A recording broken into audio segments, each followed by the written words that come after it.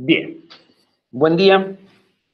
Vamos a terminar la última diapositiva del tema 4 y arrancamos con el tema 5. ¿Sí? Ya abandonamos software y entramos en hardware, el tema 5. Lo último que nos quedaba es, lo último que habíamos estado hablando era de abstracción. Abstracción, ¿están viendo en la pantalla?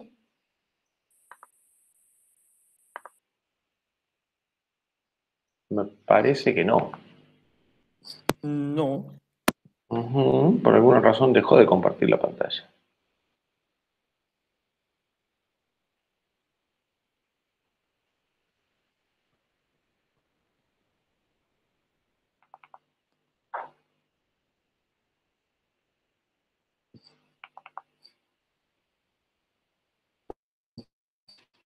Ahora sí se supone que están viendo la pantalla. Bien, llegó a la pantalla. Bueno, lo último que habíamos estado viendo era abstracción, ¿sí? Abstracción es un concepto difícil de definir, difícil de aprender, imprescindible en la profesión que eligieron y que es parte de la parte más importante de las subrutinas o de las funciones, que es lo que está vinculado con el reuso y con la posibilidad de encarar proyectos grandes a partir de ir fraccionándolos en porciones más pequeñas, ¿sí? Algo que es muy importante para poder manejar este concepto y para poder manejar este tipo de proyectos es justamente olvidarse de los detalles en determinados momentos y centrarse solamente en el comportamiento del bloque hacia adentro, solamente en el comportamiento del bloque hacia afuera, ¿sí? Ustedes deberían de poder usar una subrutina a partir de la especificación de lo que hace, aun cuando no tengan el código. Entonces, yo les adelanto, por ejemplo, que en la evaluación del viernes, ustedes van a tener que construir una subrutina y esa subrutina usarla en la otra subrutina y esa subrutina usarla en otro programa. Si ustedes no pueden construir la primera subrutina, deberían de poder usarla en la segunda, porque ustedes saben qué es lo que entrega y qué es lo que recibe, ¿sí? No importa que no tengan el código, ustedes saben que tienen que pasarle estos parámetros y les tienen que devolver estos valores, ¿sí?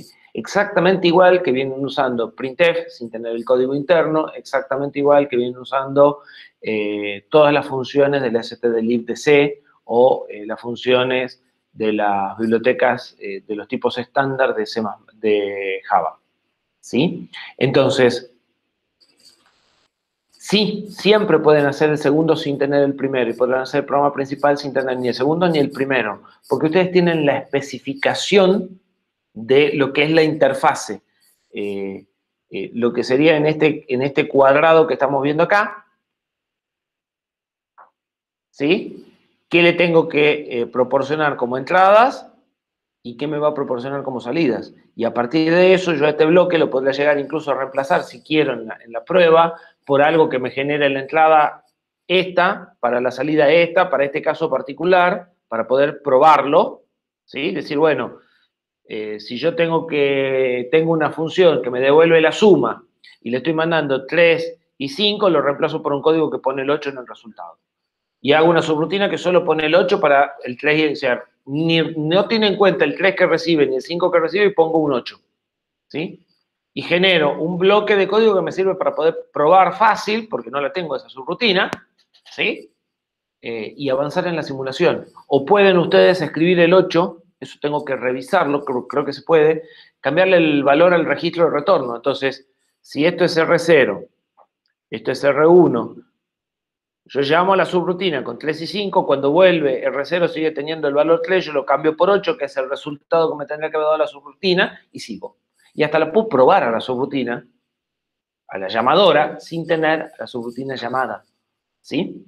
Y eso es parte de lo que queremos que aprendan, porque es parte de esta profesión, porque les digo, eso es el concepto de abstracción, es decir, no me interesa lo que pasa dentro del bloque, yo sé que pongo esto y saco esto. Y después, cuando me pongo en el bloque, no me interesa cómo llegan los valores. Yo sé que me llega un 3 y un 5 y tengo que devolver un 8. Si no pueden manejar bien ese corte de intereses del bloque hacia adentro y del bloque hacia afuera, intentan conciliar las dos cosas al mismo tiempo y en ese caso la complejidad es tan grande que suelen no poder resolver el problema, ¿sí? Entonces, es clave para resolver problemas complejos este juego de decir, miro hacia afuera o miro hacia adentro, pero no las dos cosas al mismo tiempo, ¿sí? Bien. De nuevo, esto va a estar en la evaluación del viernes y va a estar en la evaluación de los parciales. Es parte de lo que necesitamos que aprendan, es de las partes más difíciles, creo, de aprender, porque lamentablemente es de esas cosas que se aprenden con experiencia. La maldita frase de cómo se aprende esto con experiencia y de dónde compro la experiencia. Es haciéndolo y probando, es como van a llegar a determinar en qué punto las cosas que están adentro de la caja son suficientemente complejas y lo que queda afuera es suficientemente complejo. Como les decía, si parten y ponen mucha complejidad dentro y poca afuera, no sirve. Si ponen muy poca dentro y mucha afuera, tampoco sirve, ¿sí? Tienen que balancear en esa división cuántas cosas quedan dentro de la subrutina y cuántas cosas pasan afuera de la subrutina, ¿sí? Los programas que nosotros les fuimos dando en los laboratorios buscan un poco despertar esa idea, la idea de la secuencia de incrementar segundos, de cómo extraer un bloque que ven que se repite, convertirlo en una subrutina y con eso construir otra subrutina, ¿sí? Que resuelve el problema del incremento de la hora completo a partir de incrementar y decrementar pedacitos, parejas de BCD, ¿sí? Eso es un ejemplo de a dónde apuntamos, ¿sí? De cómo ir dividiéndolas. Pero en el parcial, el proceso de división lo van a tener que hacer ustedes. Nosotros por ahí le damos algún empujón, pero ustedes van a tener que poder elaborar esa división de tareas, ¿sí? En el caso del laboratorio, no, nosotros le damos ya la división hecha, de decir, vamos a hacer una subrutina que hace esto y una subrutina que hace esto, ¿sí? Pero en el parcial ustedes van a tener que tomar un poco más de decisiones respecto a la división del problema. Un concepto que viene muy asociado a esto de abstracción es el concepto de driver. El concepto de driver es exactamente lo mismo, pero aplicado a un dispositivo, ¿sí? Los que tienen la placa, los que no tienen la placa en realidad también lo podrían hacer, pero es más difícil verlo. Ustedes podrían, en el código que nosotros le damos de entorno de arranque, ¿sí? La placa corre un programa cuando arranca, que lo escribimos nosotros, y ese programa que escribimos nosotros llama al programa de ustedes, ¿sí? Ustedes no están ejecutando directamente el reset del procesador. En ese código que nosotros les damos hay subrutinas escritas para prender y apagar los LED de la placa, ¿sí? Y ustedes pueden usar esas subrutinas para prender y apagar los LED de la placa. Es más, hay un ejercicio del laboratorio que les pide escribir en los displays de 7 segmentos. Y para eso ustedes llaman a una subrutina. Ustedes ponen el valor que quieren escribir en el R0, la posición en la que quieren escribir en el R1, llaman a la subrutina y se prende el LED, el display. ¿Cómo lo hace eso? No me interesa, ¿sí? Entonces, la idea de driver, que la deben de haber escuchado mencionar, es justamente esa. La idea de driver es encapsular toda la interacción con un dispositivo en un conjunto de funciones. Entonces, yo interactúo con el dispositivo no hablando directamente con el dispositivo, sino a través de un programa que es un conjunto de subrutinas, en definitiva, ¿sí? Que me hacen de intérprete. Entonces, yo llamo una función para configurar el puerto de los LED, llamo una función para prender un LED o llamo una función para apagar un LED. Exactamente qué hacen internamente esas funciones no me interesa. Eso sirve para varias cosas. La primera cosa para la que sirve es para que alguien que no conoce la interacción con la electrónica pueda acceder a gestionar dispositivos de entrada-salida, ¿sí? Entonces, de esa forma, un ingeniero especializado en software puede interactuar con hardware sin conocer cómo funciona el hardware.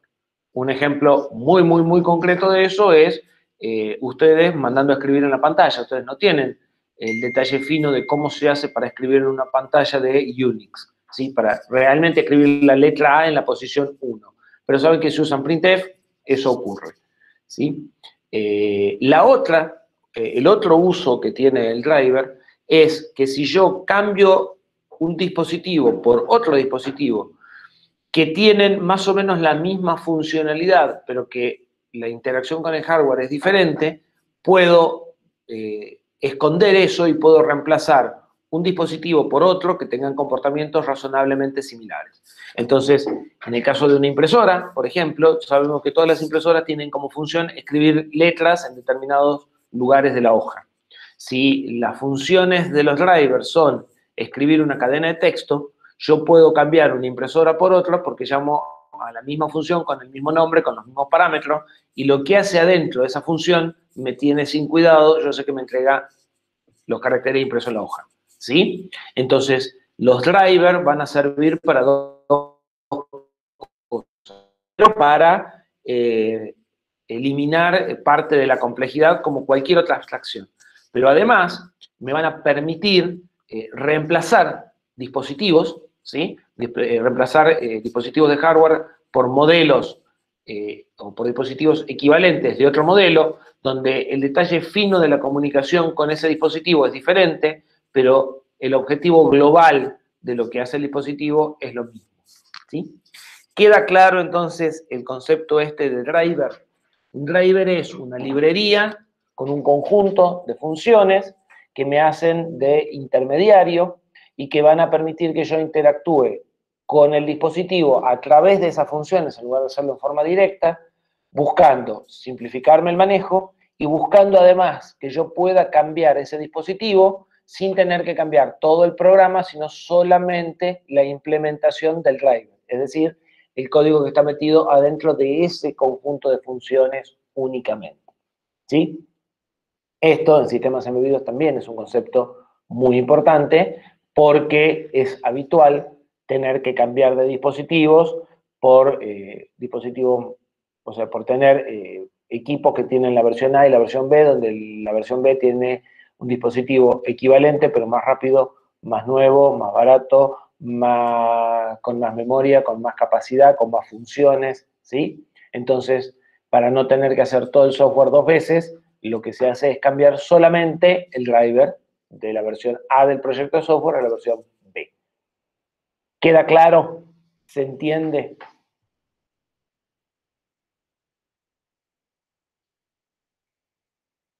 Bien. Con esto cerramos lo que es software y entonces deberíamos de empezar con el tema 5. En el tema 5 vamos a empezar a ver hardware, ¿sí? Así que aquí se pone difícil la cuestión. Por lo menos en general les cuesta más el hardware que el software.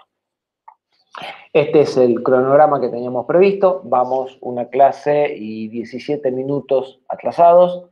Esto debería haber empezado el lunes. No es un atraso significativo, no es un atraso acumulativo, así que por ahora no nos vamos a preocupar demasiado porque vayamos atrasados. No va a haber necesidad de recuperar ni clases ni nada por el estilo. Bien, para hacer el desarrollo de esta parte nos vamos a apartar un poco del Cortex, del ARM, y nos vamos a quedar con un microprocesador más viejo, el microprocesador que dábamos antes, un microprocesador que tiene un bus de datos de 8 bits, un tamaño de palabra de 8 bits y un bus de direcciones de 16. Mientras que el Cortex, les recuerdo, tiene un databus de 32, un address bus de 32, ¿sí? y un ancho de palabra de 32. ¿Por qué nos vamos a ir a este micro? Porque ya es bastante difícil manejar direcciones de 32 bits cuando tenemos que leerlas en hexadecimal. Ahora que nosotros vamos a tener que procesar esas direcciones a nivel electrónico con compuertas, dibujar compuertas de 32 entradas no es una cosa agradable, ¿sí? Conceptualmente es exactamente el mismo trabajo de codificar una dirección, que es lo que vamos a hacer a partir de 16 bits, que a partir de 32 bits. Pero con 16 bits tenemos números más chicos, más fáciles de leer, los dibujos, las compuertas tienen menos patitas, entonces es más simple, ¿sí? Y el concepto es exactamente el mismo. Entonces, nos quedamos con esta versión más simple para no enredarnos con números complejos y con cosas complejas, ¿sí? Una aclaración también es que en las direcciones de memoria van a ver muchas veces esta notación, ¿sí? El pesos F.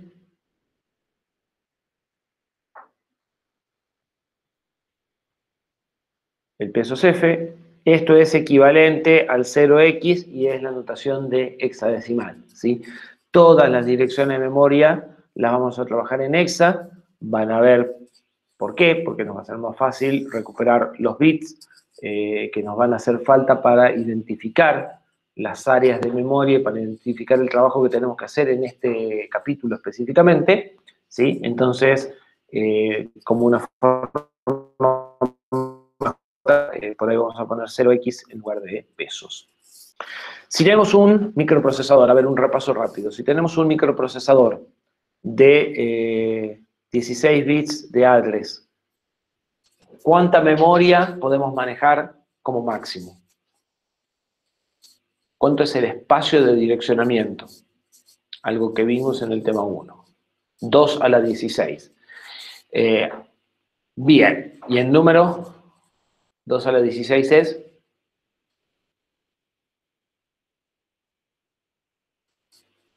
Hay números, hay potencias de 2 que ustedes deberían de saber mejor que su número de teléfono. Bien, 65.536. 2 a la 10, o sea, 2 a la 8, 2 a la 10, 2 a la 16, 2 a la 20, 2 a la 30, 2 a la 32, son números que deberían de conocer muy bien, ¿sí? Para manejarlos rápidamente. 2 a la 16 es 64K, 65.536. ¿Sí? Bien. Entonces, esto podría manejar, si direcciona a bytes, que es lo habitual, 64 kilobytes como máximo de memoria. En contrapartida con los 4 GB que puede manejar el Cortex, ¿sí? Con 2 a la 32. ¿Sí? El proceso, vuelvo a repetir, es exactamente igual, pero obviamente 4 GB van a ser más engorrosos de manejar que 64K. Bien. Si ustedes recuerdan, ¿sí? Esto es un repaso, nosotros vimos que un microprocesador se vinculaba a memoria y a entrada-salida a través de 3 bases, el bus de direcciones, el bus de datos y el bus de control. ¿Sí? Y vimos que un microcontrolador es un microprocesador más memoria más entrada-salida metidos en una pastilla. ¿Sí? Nosotros, lo que vamos a estudiar, nosotros ya estudiamos en el tema 1 qué sucede adentro del microprocesador. ¿Sí? O sea, vimos que el microprocesador está formado por un camino de datos que contiene registros, que contiene una ALU, que contiene registros especiales para conectarse a los bases de direcciones y de datos, que contiene un control y cómo se manejan las cosas por dentro del microprocesador. ¿Sí? Pero no vimos demasiado de cómo funcionaba hacia afuera, o sea, vimos que había un bus para mandar pedidos a memoria, vimos algo de cómo se funciona el sistema de memoria, pero fue muy elemental. Ustedes, si yo le doy una memoria y le doy un microprocesador, no la podrían conectar. Lo que vamos a ver en esta parte es cómo se conectan, primero, memoria a un microprocesador y después cómo se conectan dispositivos de entrada-salida a un microprocesador. En el caso del microcontrolador que nosotros tenemos, todo esto está hecho internamente dentro de la cápsula del dispositivo. En el caso de equipos más grandes, como la PC, estas cosas se hacen externamente. ¿Sí?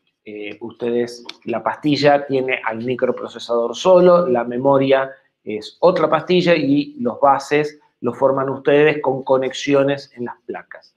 En el caso del microcontrolador, todo eso está exactamente igual, pero metido adentro de una pastilla. ¿Sí? Bien. Para el CPU que nosotros vamos a ver, que es el CPU 08, nuestro bus de direcciones dijimos que tenía 16 líneas, entonces nos vamos a encontrar de la línea A0 a la línea A15. ¿Sí? Esas son las 16 líneas del bus de direcciones que nos va a permitir direccionar 64 kilodirecciones, como vamos a direccionar a bytes, 64 kilobytes. El bus de datos va a estar formado por 8 líneas, ya lo habíamos dicho, se van a llamar de 0 a D7, ¿sí? Y son las que van a permitir intercambiar la información con la memoria.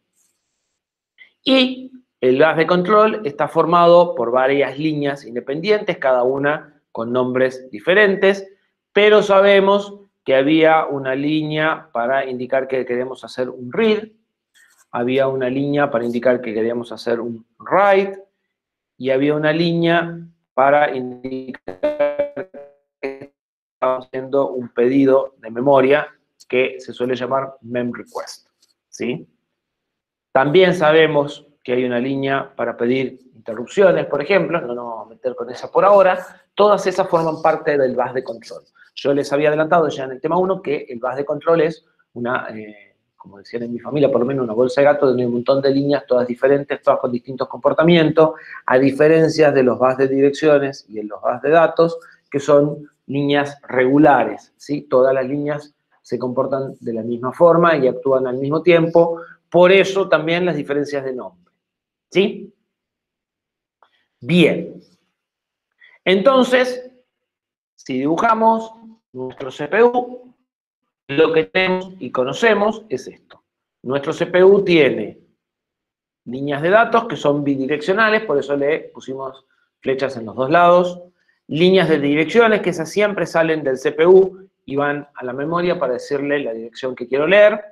Y en nuestro caso, las líneas estas de control pueden cambiar de micro a micro, pero vamos a usar una línea para decir si la operación que queremos hacer es una lectura o una escritura, y una línea para decir que queremos hacer esa operación en este momento. O sea, esta línea lo que hace es decir que esto y esto tienen valores válidos y que por lo tanto deben ser procesados. O sea, es decirle, arrancá porque ya está todo listo, ya te puse la dirección, ya te puse el dato, o estoy listo para recibir el dato, ya te estoy diciendo que quiero hacer un read, listo, hacelo, ¿sí?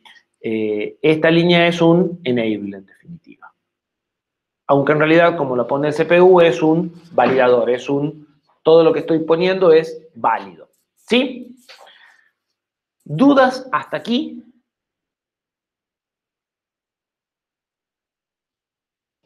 ¿Ninguna? Seguimos. Bien. ¿Qué le vamos a conectar a este procesador? Le vamos a conectar una memoria, ¿sí? Entonces, revisemos lo que ustedes vieron en diseño lógico. ¿Qué conexiones, qué patitas tiene una memoria? Una memoria tiene, en nuestro caso vamos a elegir una RAM de 128 bytes por 8. Entonces, nuestra memoria va a tener líneas de datos. Va a tener tantas líneas de datos como celdas tenga en la columna, en la fila, ¿sí? Nuestra memoria tiene 8 bits en cada dirección, por lo tanto va a tener 8 líneas de datos que se llaman de 0 a D7, ¿sí? Líneas de direcciones. Nuestra memoria va a tener la potencia, el logaritmo en base 2 de la cantidad de direcciones que tenga. Nuestra memoria tiene 128 filas, el logaritmo en base 2 de 128 es 7, por lo tanto va a tener líneas de direcciones de A0 a A6. Una línea, read barra write, esto también cambia de memoria en memoria, pero vamos a suponer que nuestra memoria tiene una línea read barra write que le dice si lo que quiero hacer es leer o escribir, y un chip select para decirle que quiero leer o escribir. Esto podría alternativamente tener una línea de read, una línea de write separadas. Entonces, cuando activo esta hago read, cuando activo esta hago write, y cuando no activo ninguna de las dos, entonces no hace nada, ¿sí? La alternativa es una memoria a la que le digo quiero leer o escribir, y esta memoria que le dice hace o no hace, ¿sí? Gonzalo, usamos solo 7 la línea. Ahí está el kit de la cuestión, ¿sí? Te acabas de adelantar una diapositiva. Entonces, antes de contestarle a Gonzalo, ¿dudas hasta aquí? ¿Alguien no se acuerda o no entendió algo del repaso que hicimos de esta memoria RAM?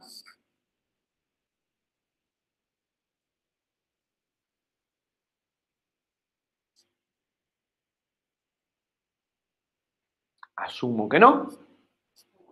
Y seguimos. Entonces, esto es nuestra memoria RAM. Tiene una línea chip select, que es entrante, una línea read barra write, que es entrante, línea de datos desde 0 a D7 y líneas de address de A0 a 6. Y ahora viene la pregunta de Gonzalo. Bueno, ¿cómo conectamos esta RAM a este micro? La primera opción sería esto, que es la que dice Gonzalo. Bueno, usamos de A0 a 7. Conectamos todas las líneas con el mismo nombre. Las de 0 de la CPU con las de 0 de la RAM, la de 1 de la CPU con la de 1 de la RAM, la A0 con la 0, la 1 con la 1, la MREC, que me dice que quiero hacer una operación con el chip select que le dice a la RAM que se active, la read barra write con la read barra write. Y tenemos una conexión bastante simple, casi parece hecho a medida. ¿Sí? ¿Estamos de acuerdo hasta aquí?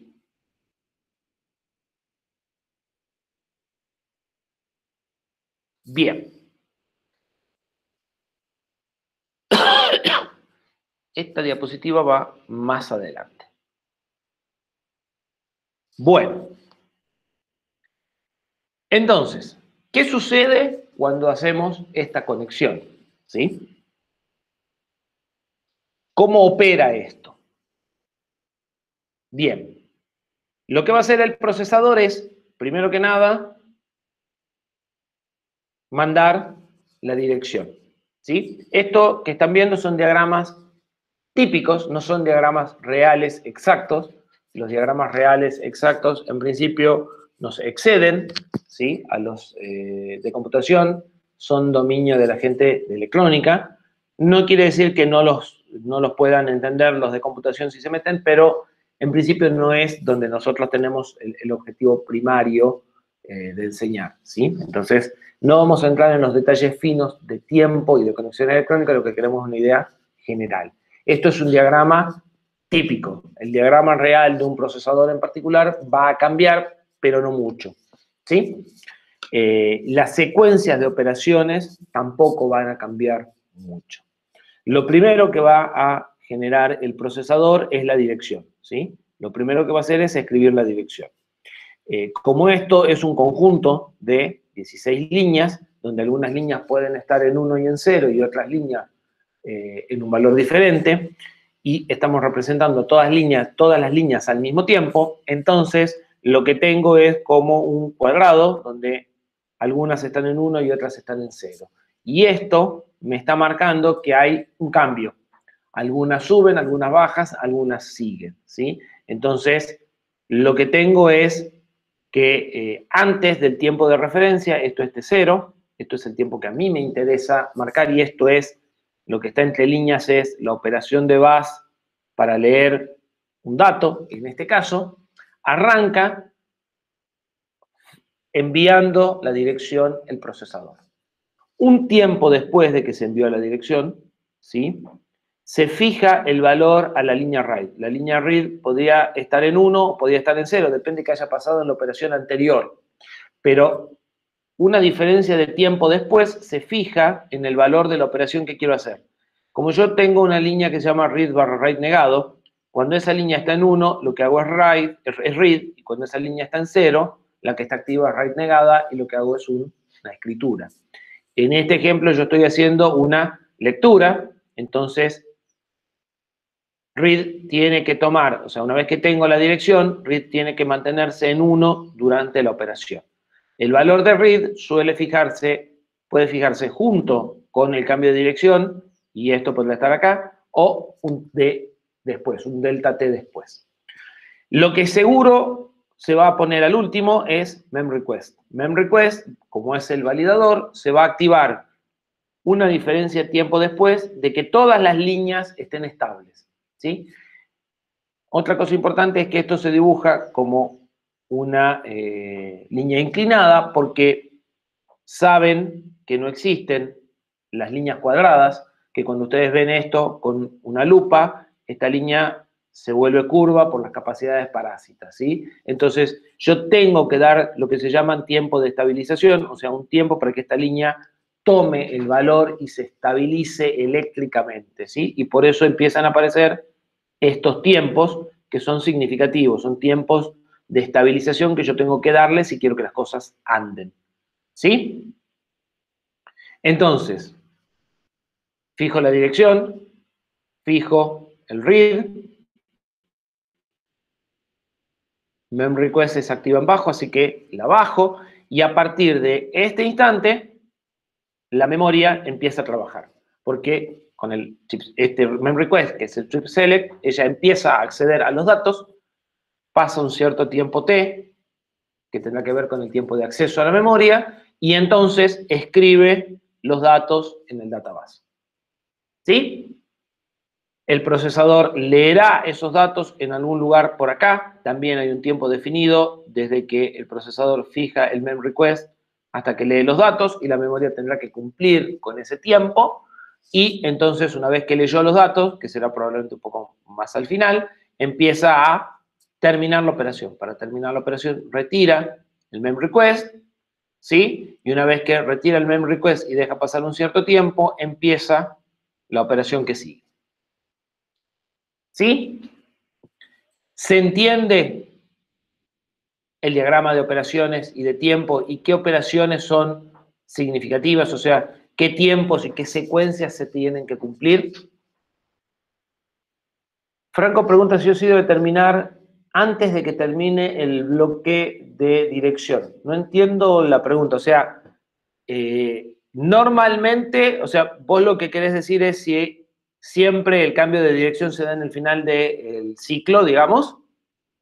O sea, ¿todo lo otro termina antes que la dirección? Sí, vos tenés que mantener la dirección estable durante toda la operación. Es decir, desde acá hasta acá, todas las líneas que salen del microcontrolador tienen que ser estables, todas las que salen del microprocesador. O sea, en esta franja de tiempo, vos tenés que estar absolutamente seguro que ni address ni read-write cambian.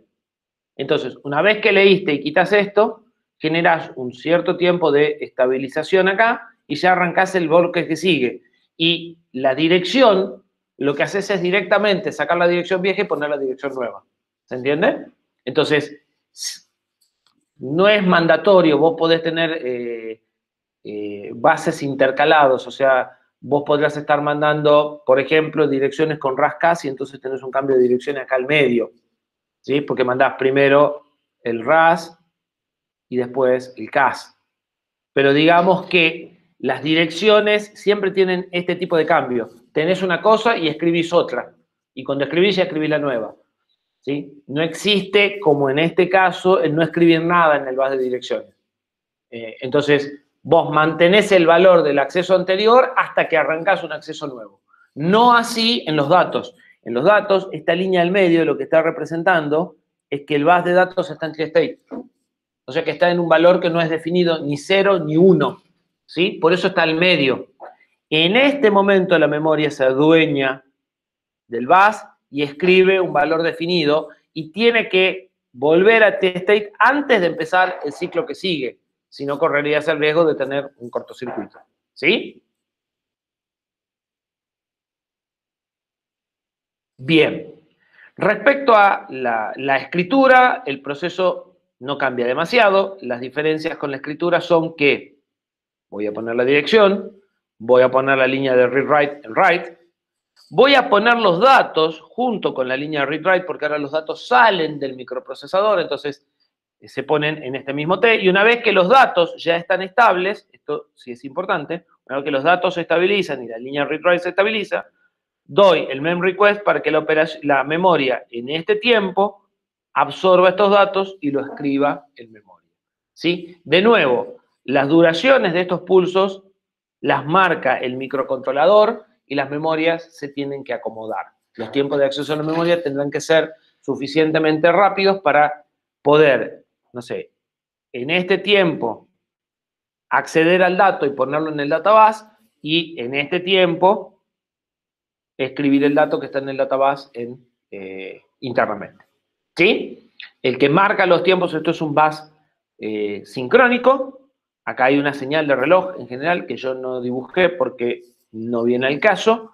Esto puede ocupar una señal, un ciclo T o puede ocupar más de un ciclo T, este proceso, ¿sí? Pero a nivel conceptual de qué es lo que sucede y en qué secuencias, eso se mantiene en cualquier base, ¿sí? Casi todos los bases van a tener la misma dinámica. Van a tener algo para señalizar si estoy haciendo un read o un write. Puede ser, de nuevo, que tenga una señal de write separada, entonces en ese caso ya no necesito al mem request.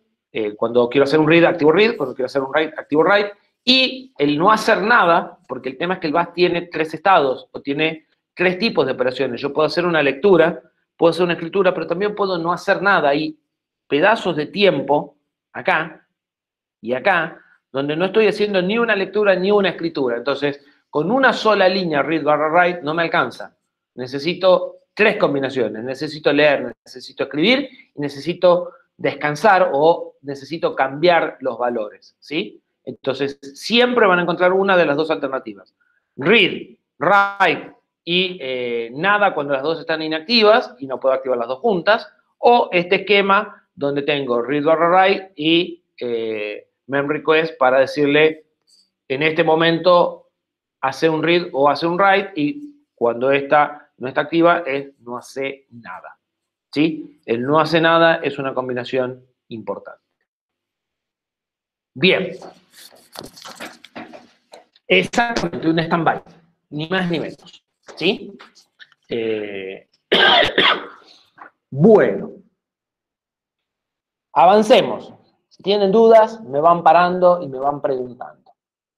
Ya habíamos hecho algunas definiciones y para avanzar en el análisis de qué pasa con eso que conectamos recién, vamos a refrescarlo. Nosotros habíamos llamado espacio de direcciones, ¿sí?, a todo el conjunto de direcciones posibles que puede acceder el CPU. En nuestro caso, como tenemos 64K, son 65.536 direcciones el espacio de direcciones, ¿sí? En el caso del Cortex son 4 millones de direcciones, 4 millones y un montón de números más. Muchas veces no se usa todo el espacio disponible, eso ya lo sabemos del Cortex, y entonces aparece el concepto de mapas de memoria, que también lo habíamos presentado, pero que ahora vamos a construir mapas de memoria, por eso lo estamos refrescando, donde podemos ver qué cosas hay conectadas en qué direcciones, ¿sí? Y eso es información técnica que me va a dar el fabricante del microcontrolador para saber dónde tengo que ubicar mi programa, dónde voy a ubicar las variables, ¿sí? Es información que necesita quien prepara el enlazador, porque carga los programas en esas direcciones, y en muchos casos el desarrollador cuando estamos hablando de dispositivos de entrada-salida, ¿sí? Entonces, el mapa de memoria va a ser una representación gráfica de todo el espacio de direcciones y qué tengo conectado en cada una de las fracciones en las que lo suelo dividir. En nuestro caso de la conexión anterior, este es nuestro mapa de direcciones, ¿sí? Nuestro espacio de direcciones arranca en la dirección 00 y termina en la dirección FF. ¿Sí? Bien. Volvamos un poquito para atrás. En este esquema, si el CPU escribe acá la dirección 0000, ¿sí? En hexa. Todo lo que escribo está en hexa. ¿Qué dirección de memoria está queriendo leer el CPU? La dirección 0, ¿verdad? Entonces, si este es nuestro mapa de memoria de recién, yo estoy accediendo a esta dirección de memoria, ¿sí? A la dirección 0. ¿Qué ve la RAM? La RAM ve un acceso a la dirección 0. Si yo dibujo el contenido de la RAM, el contenido de la RAM va a ser más chiquito. Esto es 2 a la 16. Esto es 2 a la 7. ¿Sí? Pero cuando el procesador accede a la dirección 0, la RAM va a responder con el contenido de su dirección 0. ¿Sí? ¿Hasta ahí me siguen? Creo que sí. Si el procesador ahora accede a la dirección 1, la RAM va a responder con el contenido de la dirección 1. ¿Sí? Y si la RAM accede a la dirección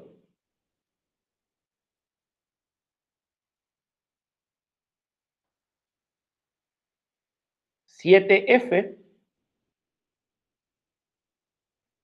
que es la dirección 127, la RAM va a responder con el contenido de la dirección 127.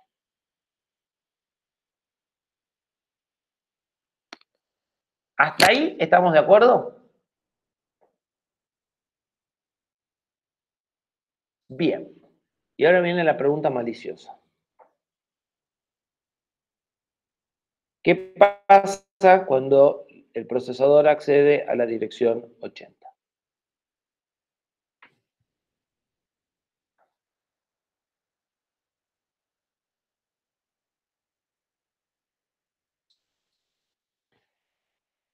Se rompe todo. A ver, iría a la dirección 0. Si ustedes se fijan, yo por acá estoy mandando 0, 0, 80. Pero la RAM solo está tomando de este 8, que es 1, 0, 0, 0, solo está tomando esto. A esto no le da bolilla. Entonces, a la RAM llega 0, 0. ¿Sí? Porque este pedazo se pierde, porque no está conectado. Sí, pero lo primero es que quiero que quede claro el concepto. La dirección 80, entonces, resulta que existe y va a ser servida por la dirección 0 de la RAM. ¿Sí? El resultado es que yo voy a ver a todo el mapa de memoria lleno, ¿sí? Y a la RAM la voy a ver n veces consecutivamente. O sea, voy a ver la dirección 0, la 127. En la 28 voy a ver lo mismo que la 0. Si escribo algo en la 0, voy y leo la 128 y me encuentro lo que leí en la 0. Lo que escribí en la 0. ¿Sí? En la 256 la voy a volver a ver. En la 256 más 127, que no tengo ganas de hacer la suma ahora, 128, la voy a volver a ver. ¿Sí? Y a la dirección 0 la voy a ver muchas veces. ¿Sí? Entonces, mi mapa de memoria, esto no iba aquí.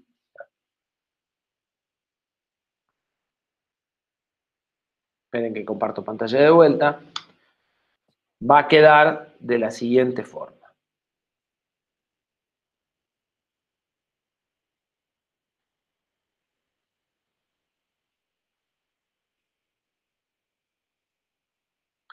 ¿Sí? La RAM va a aparecer en el primer área, pero esa misma RAM va a volver a aparecer abajo y abajo y así sucesivamente.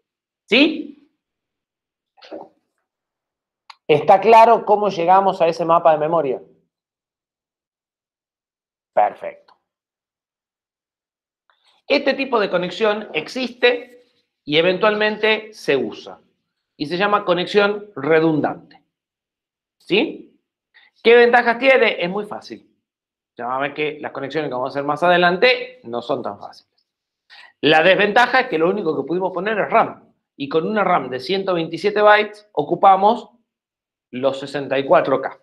Es decir, tenemos un desperdicio monstruoso y además, si quisiéramos agregar algo en un futuro, no podríamos. ¿Sí? Entonces, ¿cómo deberíamos de hacer si queremos que la RAM solo ocupe la primer parte del mapa? O sea, de 0 a 7F y ahí se acabe. La RAM no funcione más. ¿Qué tendríamos que hacer? En términos conceptuales.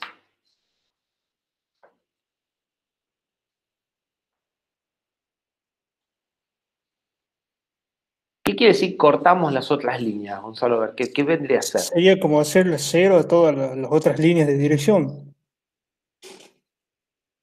Lo primero que tenemos que hacer es tener en cuenta las otras líneas. Las líneas esas son salientes, a nosotros no conectarlas, las estamos ignorando, ¿sí? No están participando en el proceso de ninguna forma, porque están al aire, no van a ningún lado, ¿sí? Es como si no existieran. De alguna forma yo las tengo que tener en cuenta, ¿sí? Y lo que casi quiso decir Alfredo es que solo deberían ser, o sea, solo deberían funcionar cuando todas esas sean cero, ¿sí? O sea, la RAM debería funcionar cuando todas las líneas que no están conectadas a ellas sean cero. Si no son cero, entonces que la RAM no haga nada. ¿Sí? Esa es más o menos la idea. Bueno, si esa es la idea, esto es una solución electrónica que cumple esa idea. En lugar de poner memRequest a chipselect, lo que vamos a hacer es meter todas las líneas de address que no se usan de la 7 a la 15, ¿sí? En una compuerta que se va a fijar que todas sean ceros. Acá vamos a tener un problema, es que a veces queremos hacer un i, pero lo que estamos haciendo, terminamos haciendo es un o, ¿sí? Por el famoso teorema de De Morgan. Lo cierto es que yo necesito que todas estas líneas sean cero y esta línea sea cero, porque esta trabaja en lógica inversa, para que la memoria se active. Y como la memoria trabaja también con un cero, la compuerta O me resuelve el problema. Cuando todo esto es cero y todo esto es cero, entonces genero un cero acá, y eso conceptualmente dice que cuando todas estas líneas son cero y memRequest es cero, entonces la RAM se activa. ¿Sí? El resultado de esta conexión es el mapa de memoria que nosotros hubiéramos esperado en un primer momento. ¿Sí? En esta conexión, bueno, no está dibujado, pero el mapa de memoria es el que nosotros querríamos. ¿Dónde? Tenemos la RAM en el primer bloque y todo el resto vacío. ¿Sí? Y la RAM opera solo en las direcciones 0 a 127. ¿Sí? ¿Está claro hasta aquí?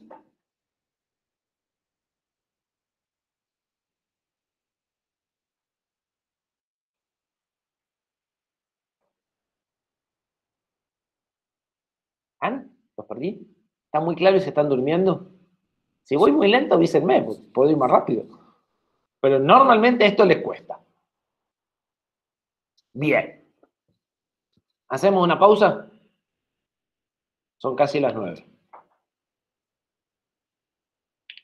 Bien. 8:55, digamos, 9:05 nos encontramos de vuelta. 10 minutitos.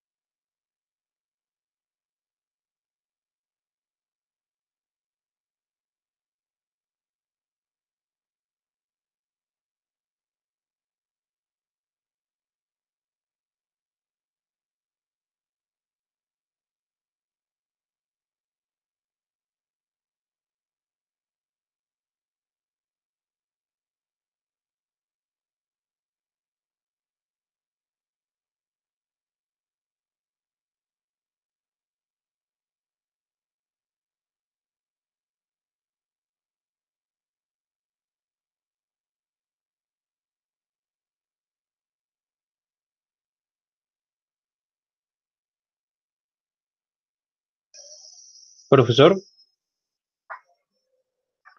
Sí. hola, hola. Sí, sí, sí. ¿Me escuchás? Ahora sí lo escucho. Disculpe, yo me había olvidado, la verdad, de mandarle el mail con el código de la placa cuando la había ido a buscar. Se lo mandé la semana pasada, creo, o el lunes. Bien, ya No lo sé si le reviso llegó. porque me llegaron muy poquitos. Ya me fijo y si hace falta se los pregunto. Sí, ya lo busco. ¿Por Bueno, dónde lo mandaste? ¿Por correo? sí, por Gmail. Bien, sí, ya lo busco. Sí me llegó un correo con el código de la placa. Bueno, está bien. ¿Mm? Yo lo reviso, Benjamín, no te hagas problema. Bueno, gracias.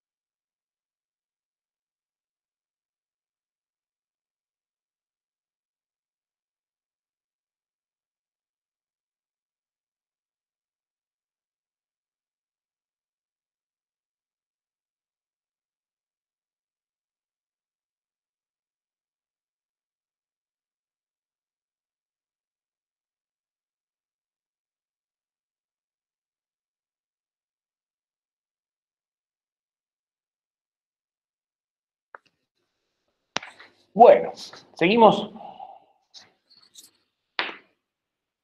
¿Están de vuelta?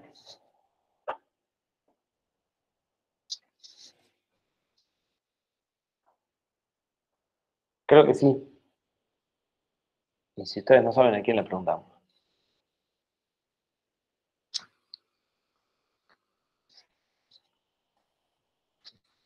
Bien. Este tipo de conexión que hicimos recién, obviamente, es una conexión sin redundancia, es todo lo contrario a lo que hicimos en el primer momento. Como ventajas tiene un óptimo aprovechamiento del espacio de memoria, como desventajas tiene mayor cantidad de componentes puede implicar mayor posibilidades de falla, y además un tiempo de propagación en la compuerta, ¿sí?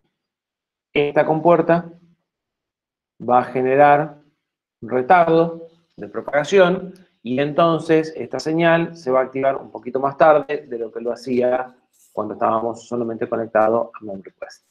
¿Sí? Bien. ¿Qué pasa si ahora a ese procesador que tenía una RAM le queremos agregar una ROM? ¿Sí? Una memoria de solo lectura. Y una ROM generalmente va a ser más grande que una RAM. Y en nuestro caso vamos a tomar una ROM ya de 8K, o sea, mucho más grande, de 127 bytes, nos fuimos a 8K, por 8 también. ¿Sí? ¿Qué patas tiene una ROM? Bueno, si tiene 8 líneas, o sea, si tiene 8 bits en cada dirección, entonces va a tener de 0 a de 7. Y si tiene 8K, entonces va a tener logaritmo en base 2 de 8K, que es 13, y vamos a tener de A0 a A12. Va a tener una línea de selección, un chip select, ¿sí? Y no va a tener una read para write, porque no se puede escribir. ¿Sí? ¿Cómo conectamos esa ROM a nuestro procesador? Bien. Esto sabemos que se conecta derecho con las líneas de datos. Esto sabemos que se conecta derecho con las líneas de address. Y si no queremos tener redundancia, sabemos que por acá tendrán que entrar las líneas que no entran acá. O sea, nosotros tenemos 16 líneas de address, 13 entran acá, las otras 3 tienen que de alguna forma contribuir acá, ¿sí? Para que esta ROM solo funcione en un espacio de direcciones asignado. Ahora bien, el bloque de direcciones del 0 en adelante está ocupado por la RAM. A la ROM yo la voy a tener que poner en otro bloque de direcciones. Y yo lo voy a querer poner a la ROM al final del procesador, al final del mapa de direcciones, en el último bloque. ¿Por qué? Porque este procesador tiene información de arranque que se lee desde las últimas direcciones de memoria. Entonces necesito tener memoria ROM en ese conjunto. ¿Cómo hago para determinar? Acá sabemos que va una compuerta. Pero acá tienen que entrar líneas de address con alguna modificación.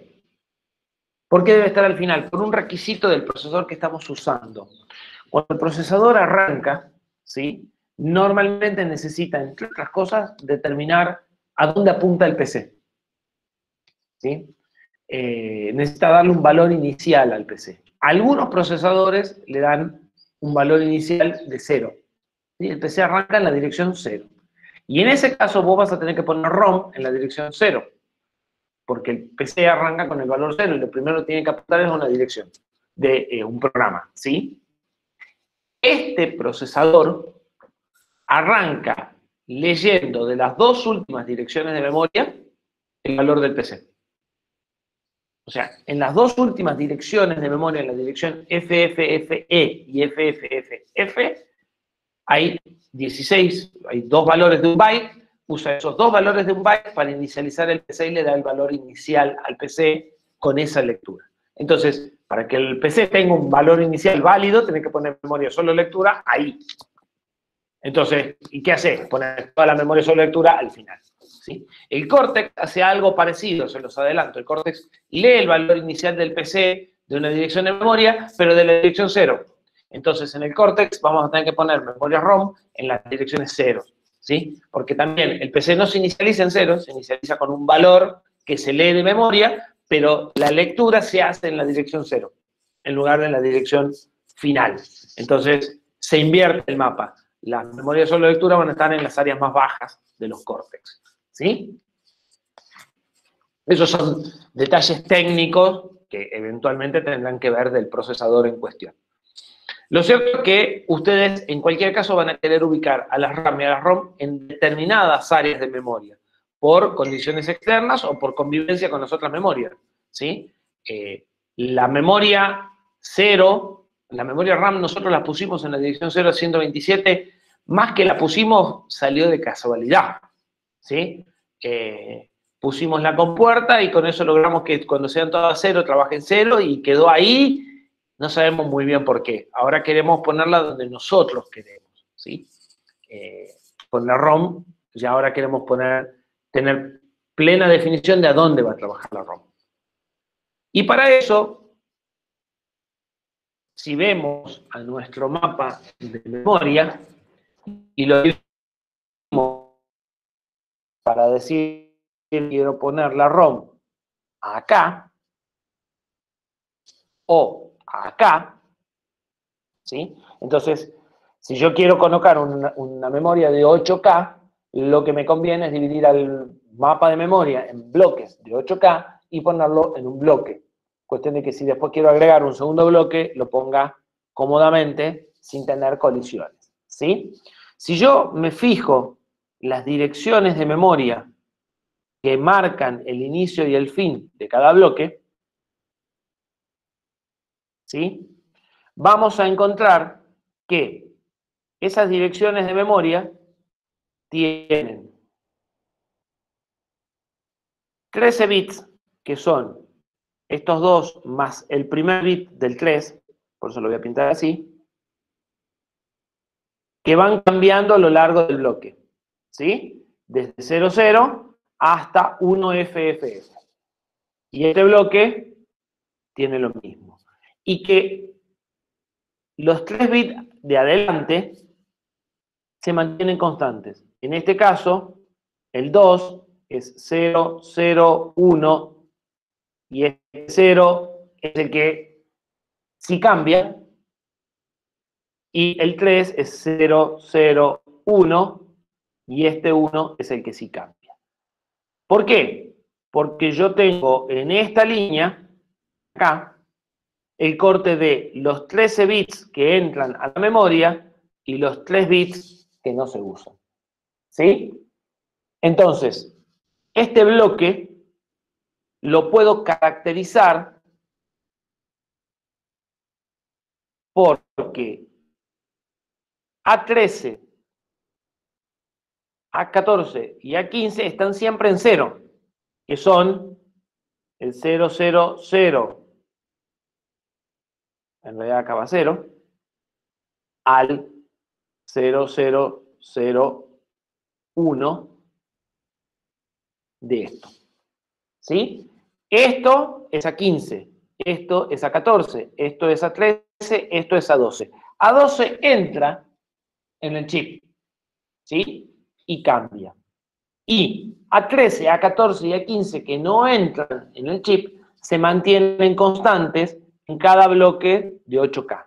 Si a mí se me ocurre poner la memoria así, o sea, no alineada a un bloque de 8K, la cosa se enreda bastante, ¿sí? Por eso la idea va a ser dividir al bloque, al espacio de direcciones en lo que a veces se llaman bancos, en huecos, porque estos no son más que huecos, ¿sí? Y elegir un hueco para hacer trabajar a nuestra memoria, ¿sí? Cada hueco va a estar caracterizado por una combinación de las líneas que no entran al direccionamiento de la memoria, ¿sí? Nuestra memoria tiene 13 líneas de dirección, 3 quedan afuera. Si 3 líneas quedan afuera, yo voy a tener 8 bancos, 2 a la 3, con las 8 combinaciones posibles de las 3 líneas de direcciones que no había usado. ¿Sí? Si yo quiero que la memoria trabaje en este banco, a las compuertas la voy a hacer reaccionar con A13, A14 y A15 en 1, en lugar de con A13, A14 y A15 en 0, que por eso digo que es A13, A14 y A15 negado. ¿Sí? Entonces, a mi compuerta, me pasé uno.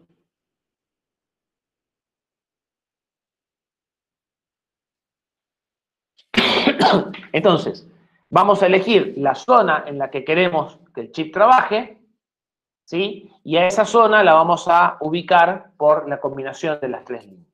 Una posibilidad sería poner en una compuerta A15, A14 y A13 con negadores, porque ya vimos que la compuerta trabaja al revés. La compuerta trabaja cuando es 0, porque Memory Request está activa en bajo, Chip Select está activo en bajo, entonces las líneas de address es como si fueran activas en bajo, ¿sí? Cuando yo quería que trabajen en la dirección 0, las ponía directa, ahora les tendría que poner negadas. La otra opción, ¿sí?, que también se usa, es poner un decodificador de 3 a 8. Entonces, ese decodificador de 3 a 8 me va a generar una línea que me va a decir si estoy acá, si estoy acá, si estoy acá, si estoy acá, si estoy acá o si estoy acá. Yo voy a usar esa línea para habilitar a la memoria y de esa forma la memoria solo va a trabajar en este bloque. ¿Sí? Eso, de vuelta porque habrá salido, es lo que está en el dibujo que viene a continuación. Que es más o menos este. ¿Sí? En este dibujo pusimos acá a 14, 15 y 13, las 3 últimas líneas de direcciones. Y esto me genera 8 señales que me dicen si estoy en el banco 0 o en el banco 7. Los bancos son los huecos en los que fraccioné el espacio de direcciones. A la ROM la hago trabajar con banco 7 y con MemRequest. ¿Sí? Y en la RAM, como esta señal que es bank 0 ya me está dando información de A13, 14 y 15, a la compuerta solo hago entrar las que faltan, de 7 a 12. De 6 a 7 sirven para dirigir dentro del dispositivo y de la 13, 14 y 15 están sintetizadas en esta salida del decoder. ¿Sí? Esto entonces me va a producir un mapa de direcciones, un mapa de memoria, donde yo voy a tener todo el espacio, la RAM en la parte superior, de la dirección 0 a la dirección 007F, y la ROM en un área mucho más grande, que no es la mitad, pero normalmente estos mapas no se pueden dibujar a escala, ¿sí? Esto es 1/8, desde la dirección 00, perdón, 00 no, desde la dirección FFFF a la dirección, esto no me acuerdo, creo que es C, si mal no recuerdo, C000, no, esto debe ser E.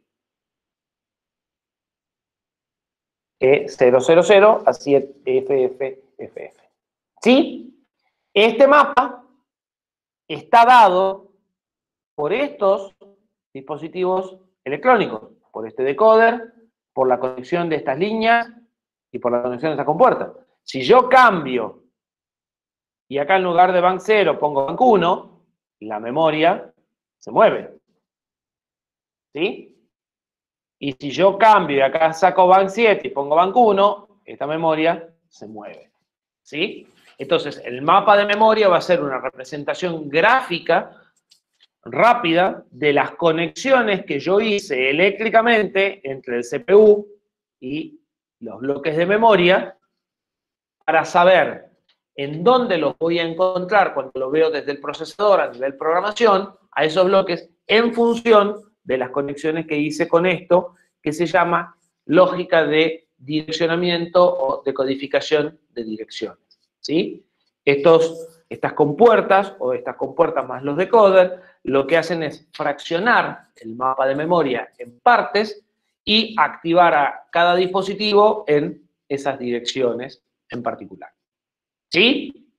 Entonces, todos los dispositivos, lo que van a ver, que esto va a ser más patente en las direcciones, en los dispositivos, van a tener una dirección base, ¿sí?, en la que se ubica el dispositivo, y una longitud que va a estar dada por lo que el dispositivo puede aportar.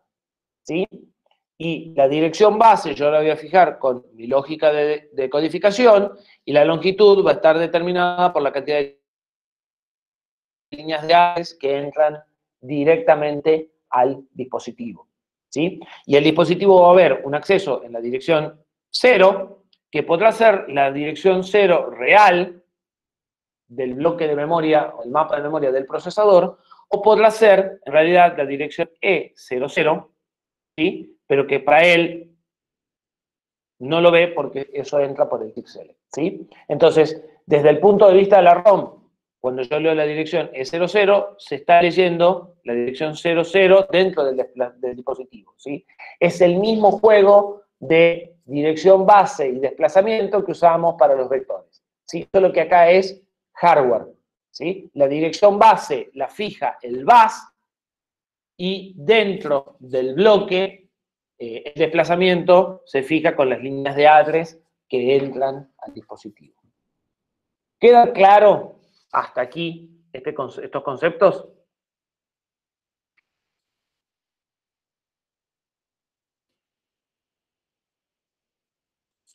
¿Sí o no? ¿En qué momento los perdí? ¿Sí? Bien.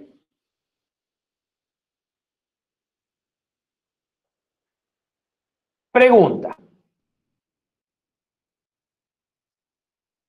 ¿Qué sucede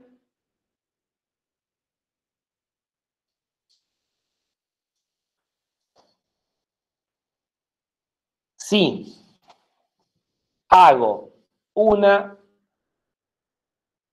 No, en este caso no sucede nada. Pasemos la pregunta, pasemos al que sigue. Lo vamos a ver después a ese problema.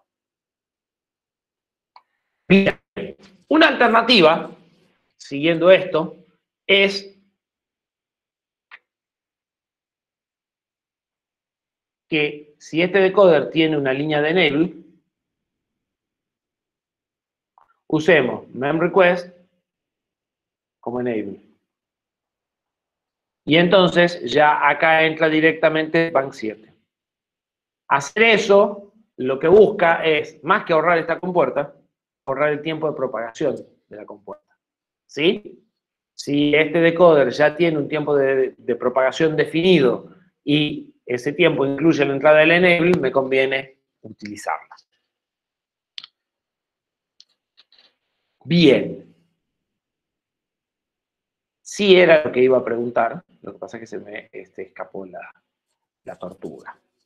¿Qué sucede si yo escribo en la ROM con este esquema? O sea, ¿qué sucede si yo escribo en la dirección E000?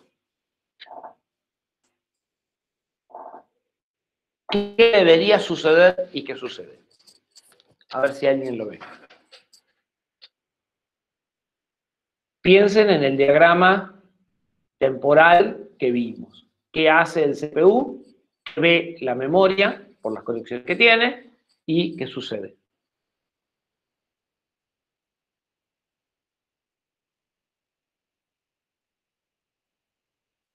Si el CPU hace una escritura, ¿qué pasa con la línea de address?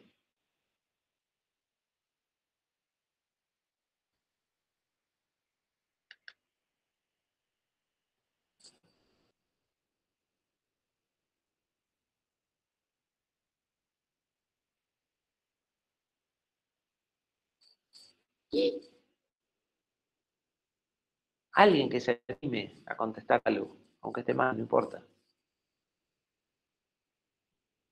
Si no, creo que se me durmieron todos. La ROM está en la dirección E0. Espera que borro esto. La ROM está en la dirección E000 a FFFF. Pero es una memoria solo lectura. ¿Qué pasa si el CPU hace un STR en E000? O sea, ¿qué pasa si el procesador quiere guardar datos? Porque la persona que estaba escribiendo el código del micro no sabía muy bien lo que estaba haciendo y quiere guardar un registro en la dirección E0 donde tenemos esta ROM. ¿Qué debería pasar? Nada. O sea, debería de mandar o sea, se debería ejecutar la instrucción, la ROM no debería de hacer nada y no debería guardar el dato, porque es una memoria de solo lectura. Eso sabemos que es lo que debería pasar. ¿Y eso es lo que pasa? ¿O pasa algo más grave? ¿Alguien ve un problema? Si el procesador quiere hacer un STRE000, ¿qué hace con sus líneas? Acá creo que queda claro que el que manda es el procesador, o sea, acá nacen las cosas y acá reaccionan en función de lo que hace el CPU. ¿Sí? El que tiene la batuta es este. Entonces, el procesador ejecuta una instrucción STRE000. ¿Qué sucede con las líneas de address del procesador?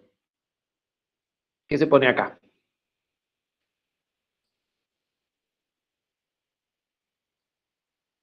Fácil.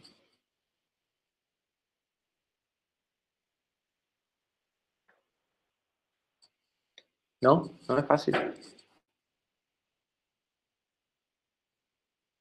Exactamente, E000, que es la dirección. ¿Qué sucede con la línea read barra write? Se pone en write, porque quiero escribir. Quiero escribir de CPU en memoria. Entonces, se pone un write. Y acá es E000. Acá se pone write. ¿Qué pasa con memRequest? Se activa. ¿Y qué pasa con los datos? ¿Qué pasa con esto?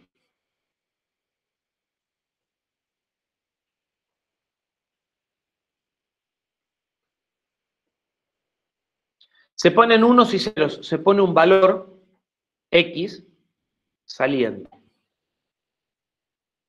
Bien, Gonzalo. En esta memoria, esta señal está desconectada. Entonces, ¿qué es lo que va a saber suceder? Lo que va a suceder es que el decoder va a activar la línea 7 porque estoy en el rango. Acá va a llegar la activación, va a llegar el memRequest, se va a activar el chepselect y ella va a devolver, porque ella solo sabe hacer read, y voy a tener un valor X viajando por acá, así, y un valor Y viajando por acá, y eso es un cortocircuito. ¿Y por qué se da ese cortocircuito? Porque esta línea no entró a la compuerta. ¿Sí? No sabemos exactamente qué va a pasar. Seguramente no es algo recomendable. Podría ser que se queme este puerto, podría ser que se queme el puerto del micro, podría ser que se quemen los dos, ¿sí? Dependerá de las corrientes, de cómo circulen las cosas y demás. Lo que seguro es que no queremos probar, ¿sí? Entonces, concepto muy importante para esta parte. Siempre que ustedes dejan una línea sin conectar, hay consecuencias, ¿sí? Siempre que ustedes dejan una línea sin conectar, están haciendo un alias de dos o más cosas, ¿sí? Cuando nosotros dejamos las líneas de alias sin conectar, las mismas direcciones las veíamos varias veces. Cada línea de alias que dejemos sin conectar, a la memoria la vamos a ver 2 veces. Si la dejamos con 2 líneas sin conectar, la vamos a ver 4 veces. Si dejamos la línea de read o barra write sin conectar, quiere decir que vamos a hacer lo mismo en una operación de read que en una operación de write. Y en realidad, esta memoria solo debería funcionar en las operaciones de read, no en las de write. Entonces, si yo quiero hacer algo en una operación en particular y no en las otras, debo de tener en cuenta a esas líneas de conexión y no dejarlas desconectadas, ¿sí? Dejar de líneas desconectadas significa ignorar esas líneas y significa que yo voy a operar en los dos valores posibles de esa línea indistintamente, ¿sí? Y en general no es lo que queremos hacer, ¿sí? Entonces, cuidado cuando hagan estas conexiones, porque lamento comunicarles que el F4 es hacer este tipo de conexiones. Cuidado con las cosas que dejan sin conectar, ¿sí? Si dejamos sin conectar, vamos a provocar redundancia, ya sea en las operaciones, como en este caso read or write, o en las direcciones. Entonces, realmente tienen que estar seguros de que la redundancia que están obteniendo al dejar una línea sin conectar es lo que quieren obtener. ¿Sí? Bien, esa era esta pregunta que estaba acá. Un error en el programa quemaría la ROM o el CPU y en general la directiva máxima cuando se diseñan la electrónica es que el software no la pueda dañar, ¿sí? Ustedes les enseñaron en programación 1 probablemente que no hay forma de que rompan nada por software. Eso es real si el que hizo la electrónica la hizo bien. Si la electrónica no está bien hecha, entonces sí se puede romper cosas por software. ¿Sí? Entonces, bien. ¿Qué pasa si queremos hacer, entonces, como para terminar de aclarar ideas, una conexión con redundancia? ¿Sí? Por una razón que no viene al caso, por velocidad, por ahorro de compuertas, por la razón que sea, yo quiero conectar un mapa de memoria con la misma RAM que ya habíamos visto, de 127 bits, la misma ROM de 127 bytes, la misma ROM de 8K, pero ahora voy a partir el mapa en 4. El primer cuarto lo voy a usar con RAM. El último cuarto lo voy a usar con ROM y voy a dejar 2 cuartos, el segundo y el tercer cuarto, libres. O sea, voy a dejar un 50% libre. Entonces, el requisito que me piden es, tengo al mapa, quiero ocupar la mitad y dejar la mitad libre, la RAM la quiero poner abajo, la ROM la quiero poner arriba, entonces, bueno, la mitad libre no va a quedar más remedio que dejarla en los dos, el segundo y tercer cuartos. ¿Sí? ¿Cómo hago para conectar eso?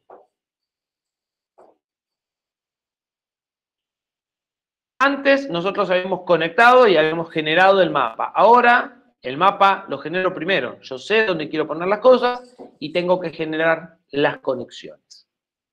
¿Sí? ¿Cómo encaro el problema? Bueno, dijimos que voy a dividir el mapa en bancos. Por la forma en la que está planteado, yo tengo entonces 4 bancos, que son los 4 bancos que marqué recién, los 4 cuartos.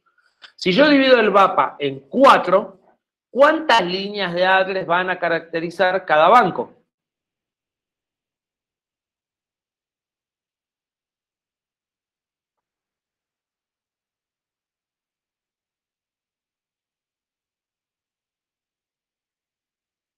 2. ¿Sí? Si divido en 8, 3. Si divido en 1, 2. Seguimos cayendo en las potencias de 2. ¿Cuáles van a ser? Normalmente van a ser las líneas más significativas. ¿Podrían ser otras? Sí, podrían ser otras. En el práctico van a averiguar qué pasan si ustedes caracterizan un banco con las líneas A0 y A1. Y lo que le va a quedar es un hermoso desastre, ¿sí? Porque a la RAM le van a quedar una línea, un hueco, una línea, un hueco, una línea, un hueco, ¿sí? Entonces, para tener áreas consecutivas, nosotros lo que vamos a usar son las direcciones que cambian más lentamente, que son las direcciones más altas, ¿sí? Las líneas más altas. Entonces, a nuestra división en 4 las vamos a caracterizar con A15 y A14, las dos líneas más significativas. Este bloque tiene A00 como característica y este bloque A11. Y los bloques que no voy a usar son el 01 y el 10. ¿Sí? Entonces, puedo hacer dos cosas. Puedo poner un decoder o, dado que son poquitas, puedo poner compuertas. Entonces, en la RAM entrará memRequest, A14 sin negar y A15 sin negar. Por el contrario, en la ROM entrará memRequest, read-write para evitar un cortocircuito, A14 y A15 pero negadas.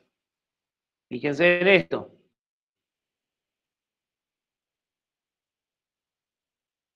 ¿Sí?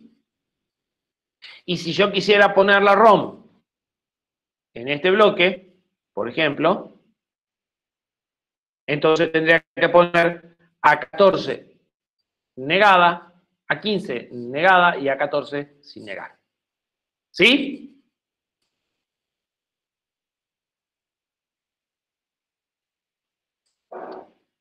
¿Está claro cómo asigno direcciones arbitrariamente a la memoria? Seguro, ¿no? Bien. Un par de definiciones cortitas.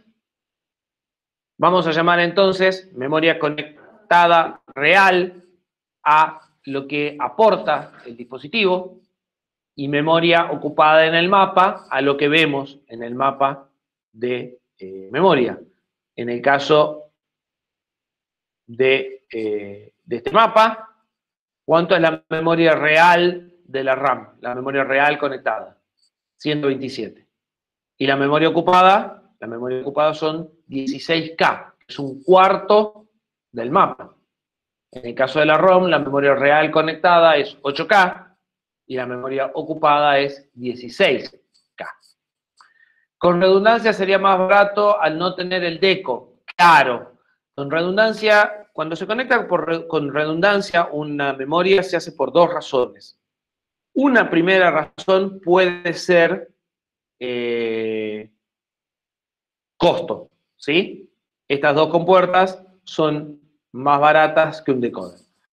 Pero normalmente la razón no va a ser costo. La razón de usar redundancia va a ser tiempo de acceso, ¿sí?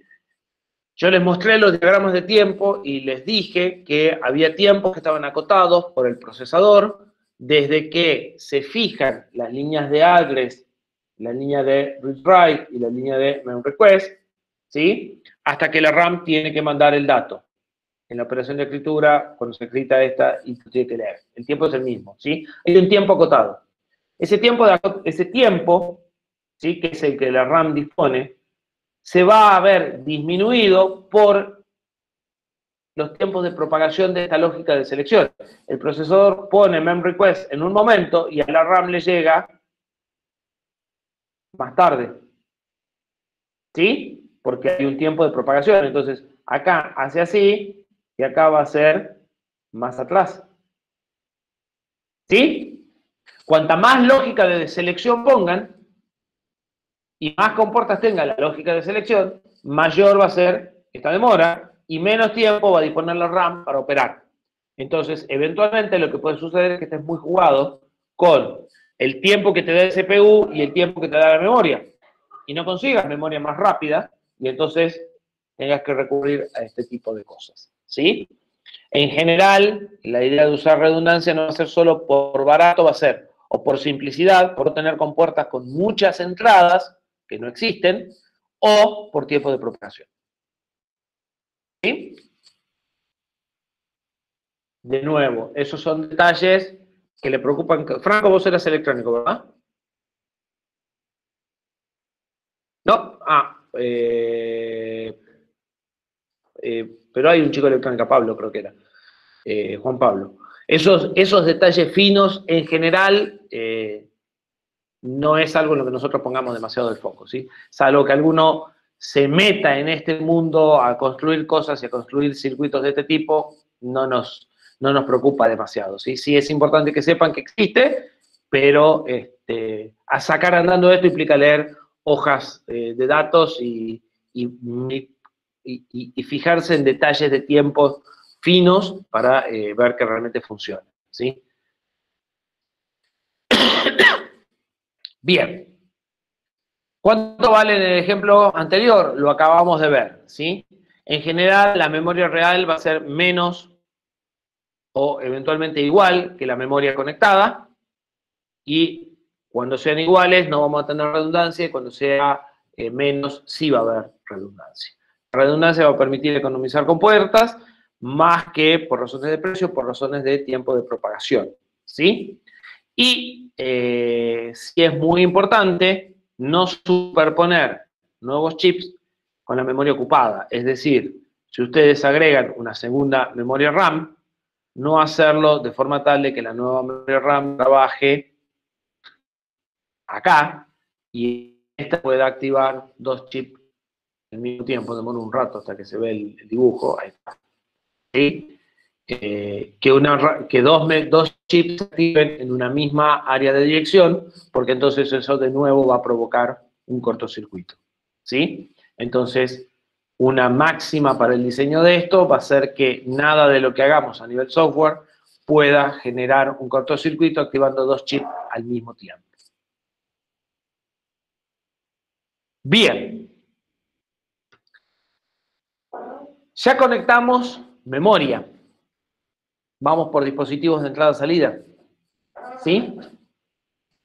Para conectar dispositivos de entrada-salida vamos a hacer un repaso rápido de diseño lógico. Y yo ya estoy viendo que este repaso lo vamos a tener que volver a hacer dentro de una semana, después del parcial, porque el viernes ustedes tienen la evaluación de laboratorio, el lunes no hay clase de teoría, hay consulta, el miércoles rinden, y para el viernes ustedes no se acordaron absolutamente nada de todo lo que estamos viendo hoy. Entonces esta parte de dispositivo de entrada y salida la vamos a tener que refrescar seguramente. Pero avancemos un poquito, tenemos 10 minutos. Revisemos un registro, ¿sí? ¿Qué conexiones tiene un registro? Ustedes deben de haber visto algo similar a esto en diseño lógico, pero yo estoy tomando en particular un registro con nombre y apellido, 74377, ¿sí? Un registro,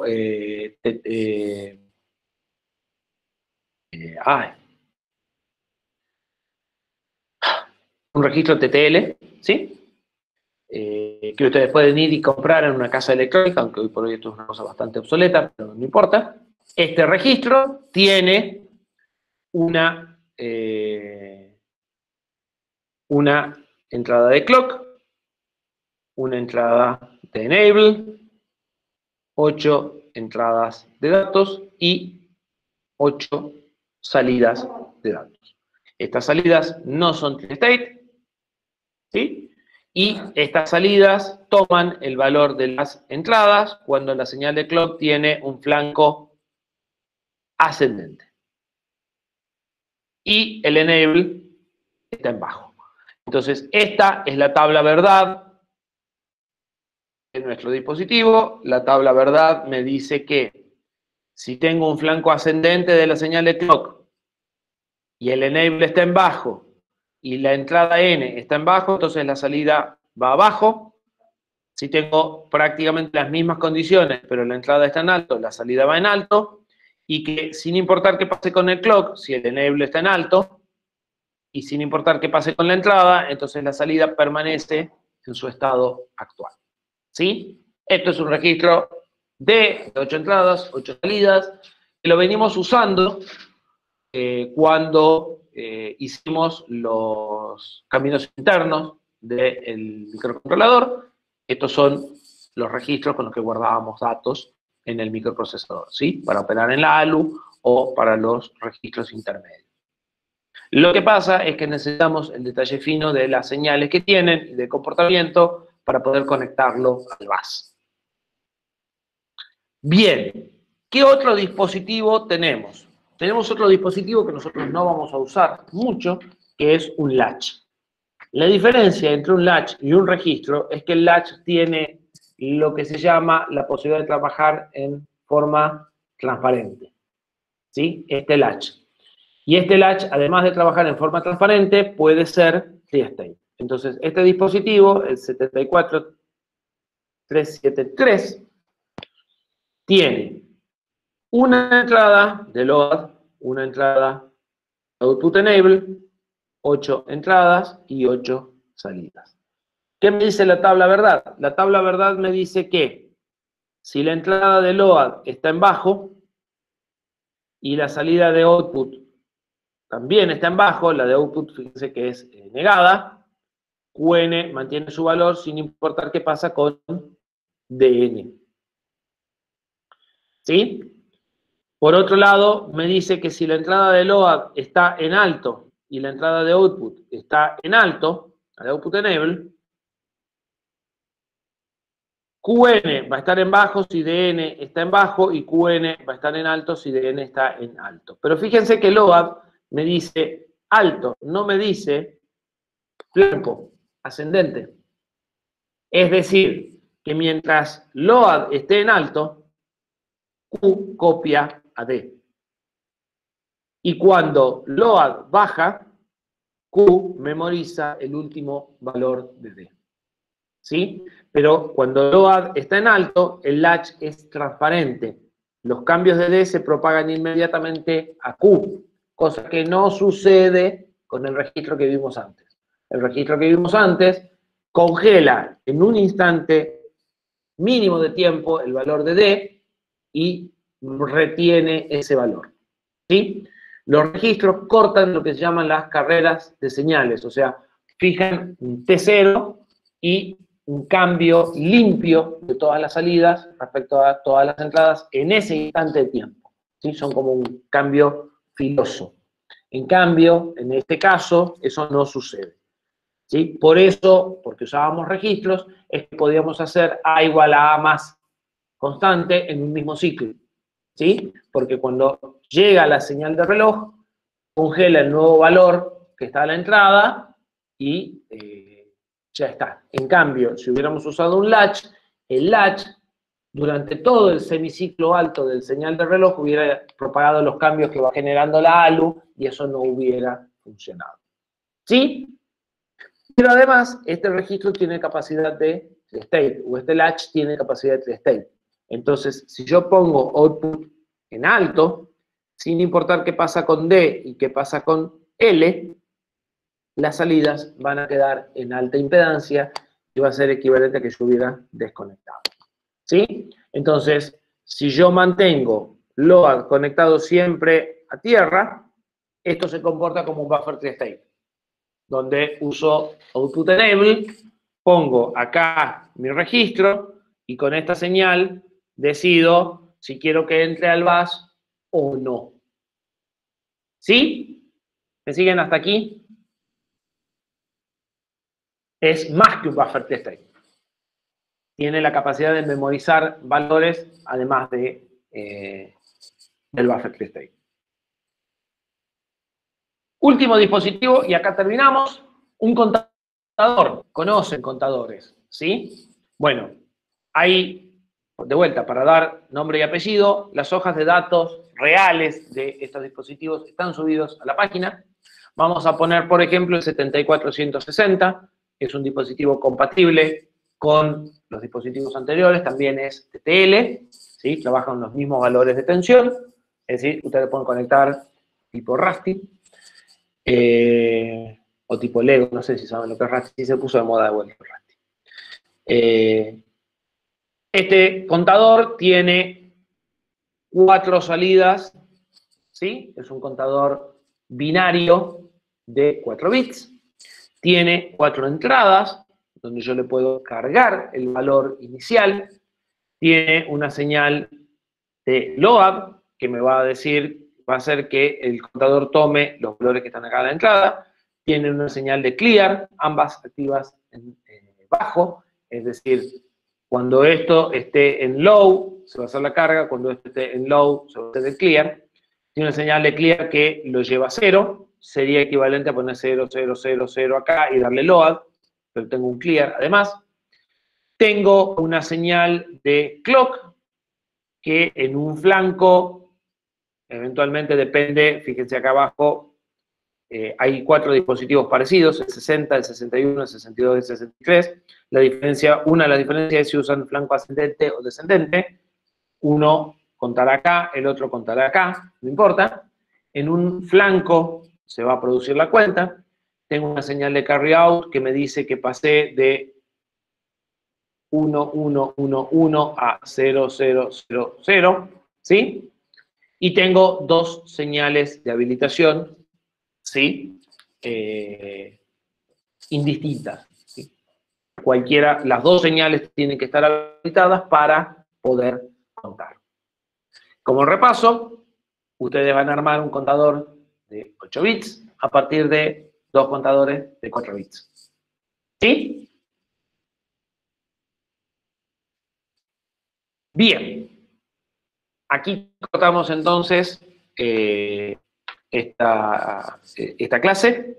Llegamos hasta acá. En la clase que sigue vamos a volver a repasar los registros, estos dispositivos, pero ya muy, muy rápido, como para que si quedó alguna duda pregunten. Y vamos a conectar un contador y vamos a poder arrancar la cuenta, parar la cuenta y manipular el contador desde un microprocesador, ¿sí? Entonces vamos a construir un dispositivo de entrada-salida muy sencillo, que va a ser un contador por hardware, al cual lo vamos a poder manejar después por software, ¿sí? Y a la larga vamos a ver también cómo está hecho un dispositivo GPIO, vamos a ver que para poder manejar el contador vamos a estar construyendo algo muy similar a lo que son los dispositivos de entrada-salida de GPIO, ¿sí?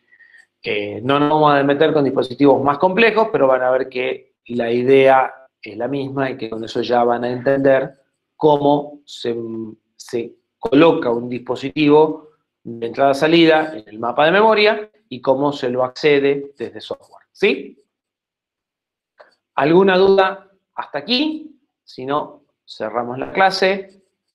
El viernes, les recuerdo, tienen evaluación. El lunes, clase de consulta. Yo voy a estar en el mismo horario de 8 a 10 habitual. Les voy a pasar un link, va a decir que es una clase de consulta y no una clase obligatoria. Y los que quieran se conectan y hacen las preguntas que crean adecuadas de los temas que van en el parcial. Pueden preguntar de ese tema, pero este tema no va en el parcial. Así que quiere preguntar, sí, pero si no, no hace falta. Va hasta el laboratorio 2, o sea, se acaba en software, en la evaluación que ustedes rinden el viernes, ¿sí? Si van, como les dije, la parte de abstracción que terminamos de ver hoy. Eso son conceptos muy etéreos, digamos, van a estar incluidos. Pero nada de lo que vimos de conexión de memoria va en el parcial. ¿Sí? Eso va en el práctico 4, que se va a publicar el día del parcial y que van a terminarlo una semana después del parcial. ¿Sí? Bien. ¿Por qué triste, Franco?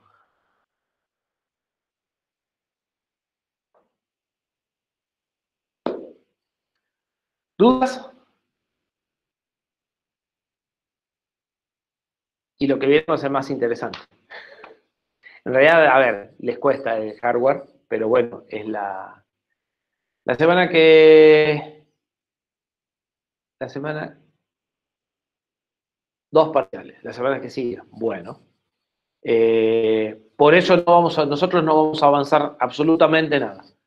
Solo tienen que concentrarse, no sé, en la otra asignatura, pero nuestra asignatura solo es concentrarse en el parcial.